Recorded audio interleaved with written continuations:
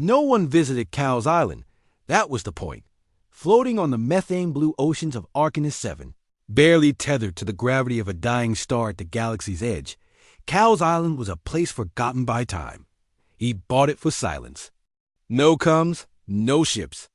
No busybodies asking about the war, the fleets, the machines, or the famous Battle of Harrow Deep, where humanity had turned a hopeless retreat into a legend. Cal had done his part. Fixed 1,000 star cruisers.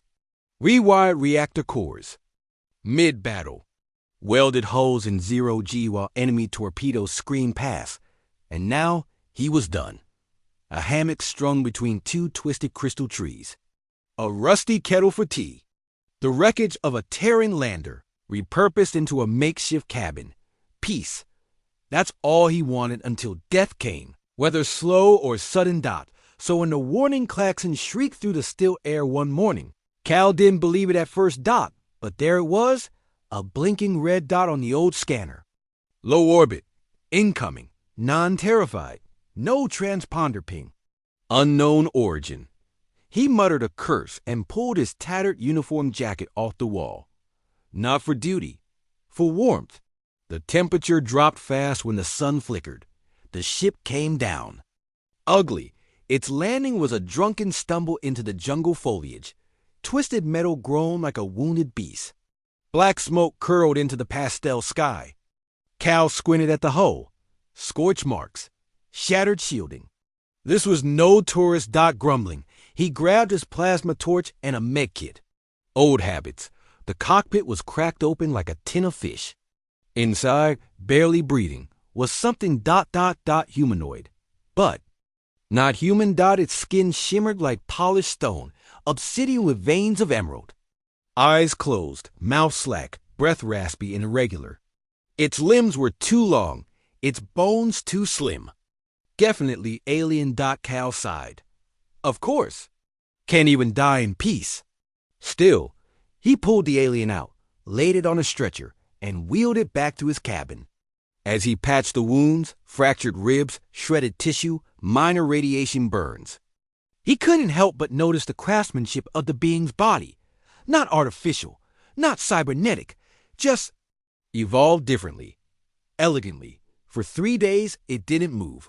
Then, on the 4th morning, it sat up and looked directly at him. You are Cal Vesic, it said. Its voice was musical and clear, but lacked emotion. Cal froze mid-sip of his lukewarm tea. That depends who's asking. The alien tilted its head. My designation is Tyrell. I was told to find the one who once rebuilt an entire war cruiser with scavenged parts and 3 working fingers. Cal blinked. That was a long time ago. And I had 4 fingers. Thank you very much. Tyrell didn't smile, didn't blink. Just said, they're coming. Cal sat in stunned silence as Tyrell explained. Beyond the edges of explored space, something ancient had stirred.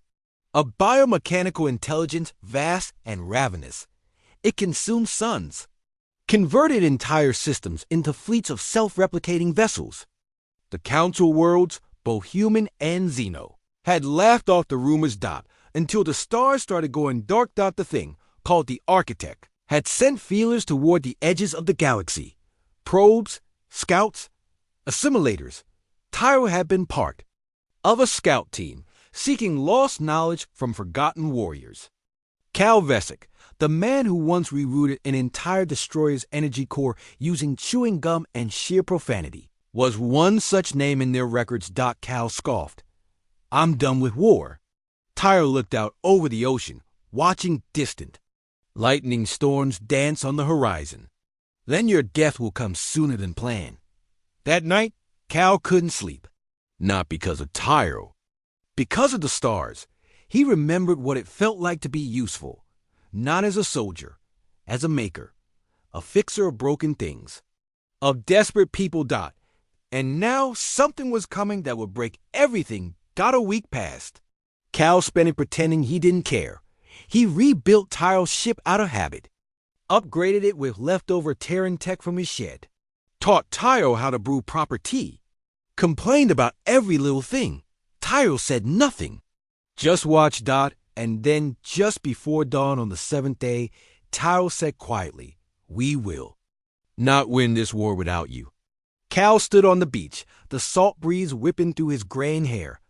"I'm not a warrior," he muttered. "No," Tyrell said. "You are something rarer. You are human." Cal looked at the stars again. This galaxy had laughed at humanity once, called them wild, brutal, inefficient. But when the great wars came, when the sleek and elegant species faltered, it was humanity that endured, not because of power, because of stubbornness, a refusal to break Dot, and now something was coming that wanted to break it all. 2 days later, the island was empty. Dot, no wreckage, no cabin, just a small metal plaque driven into the earth. "Gone to fix the stars. Leave a note if it's urgent. Cal Vesic."